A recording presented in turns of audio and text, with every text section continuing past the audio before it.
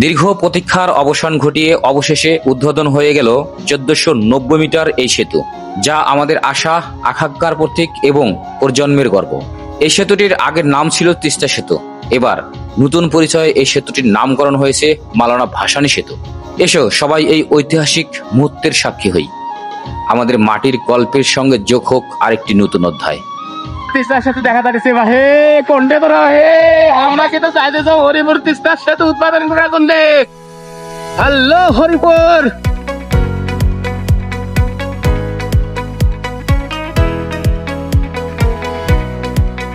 আর এই সেতুর উদ্বোধনী অনুষ্ঠানকে কেন্দ্র করে এই সেতুর চতুর্দিকে কিন্তু উত্তরবঙ্গের সকল মানুষজন ব্যাপক হারে এখানে উপস্থিত হয়েছে।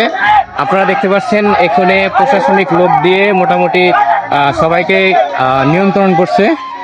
আর এইদিকে দেখতে পাচ্ছেন যে ওইটি হচ্ছে যে সেতুর উত্তর পার্শ্ব, আর এটি হচ্ছে সেতুর দক্ষিণ পার্শ্ব। আর এখনো সেতুটি কিন্তু এই ফিতা কাটা হয়নি। আর এই ফিতাটা কাটার জন্য আজকে উপস্থিত হয়েছেন জনাব আসিফ মাহমুদ সজীব ভুঁইয়া, মাননীয় উপদেষ্টা, স্থানীয় সরকার, পল্লী উন্নয়ন ও সমবায় মন্ত্রণালয় এবং যুব ও ক্রীড়া মন্ত্রণালয় থেকে আসিফ মাহমুদ সাহেব কিন্তু আজকে এই মাওলানা ভাসানী সেতুটি উদ্বোধন করবেন। কিছুক্ষণের মধ্যেই সে হয়তোবা আমাদের এই গাইবান্ধার হরিপুর তিস্তা যে সেতুটি ছিল সেখানে উপস্থিত হবে। আর এটাকে কেন্দ্র করে কিন্তু মোটামুটি অনেক প্রশাসনিক লোকজন থেকে শুরু করে অনেক দূর দূরান্ত থেকে অনেক মানুষজন কিন্তু এই প্রোগ্রামে উপস্থিত হয়েছে। আর এই অনুষ্ঠানকে কেন্দ্র করে অনেক মানুষের আনাগোনা সৃষ্টি হওয়ার কারণে দেখেন এই যে ব্রিজের নিচ দিয়ে কিন্তু অনেক দোকানপাট দেখতে পাচ্ছেন কিন্তু হচ্ছে যে সবাই দিয়েছে। আর এটি হচ্ছে সেই হচ্ছে তিস্তা হরিপুর সেতু, পূর্বের নাম, আর বর্তমান হচ্ছে যে মাওলানা ভাসানী সেতু।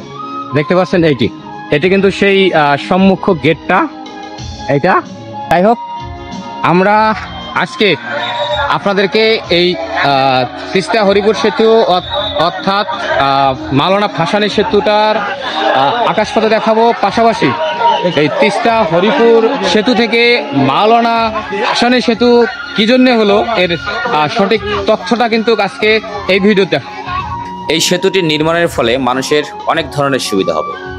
যোগাযোগ ব্যবস্থা থেকে শুরু করে স্বল্প সময়ে অল্প খরচে দূর দূরান্তে যাওয়া, শিক্ষা ও চিকিৎসা সুবিধা বৃদ্ধি, ব্যবসা বাণিজ্যের উন্নতি, সামাজিক যোগাযোগ বৃদ্ধি, অর্থনৈতিক উন্নয়ন সহ নানা ধরনের জরুরি সেবায় ব্যাপক হারে সুবিধা ভোগ করবে এই উত্তরবঙ্গের সকল মানুষজন।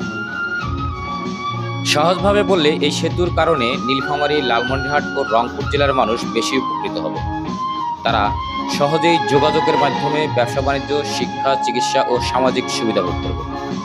তাহলে এবার চলুন তিস্তা হরিপুর সেতু থেকে মাওলানা ভাসানী সেতু হওয়ার কারণটা আমরা একটু জেনে আসি।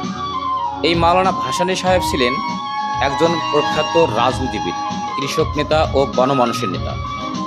তিস্তা অঞ্চলের নদী ভাঙ্গন ও মানুষের দুর্ভোগ নিয়ে তিনি আন্দোলন করেছিলেন। তিস্তা নদীর অববাহিকায় বসবাসকারী মানুষের জীবনযাত্রার উন্নয়নের জন্য তিনি দীর্ঘদিন সংগ্রাম করেছিলেন। উত্তরবঙ্গ, বিশেষ করে তিস্তা অঞ্চলের মানুষ মাওলানা ভাসানীকে তাদের অধিকার ও স্বার্থ রক্ষার প্রতীক হিসেবে মনে করেন। মূলত এই প্রেক্ষাপট থেকেই এই হরিপুর তিস্তা সেতুর নামকরণ পরিবর্তন করে মাওলানা ভাসানী সাহেবের নামকরণ করা হয়।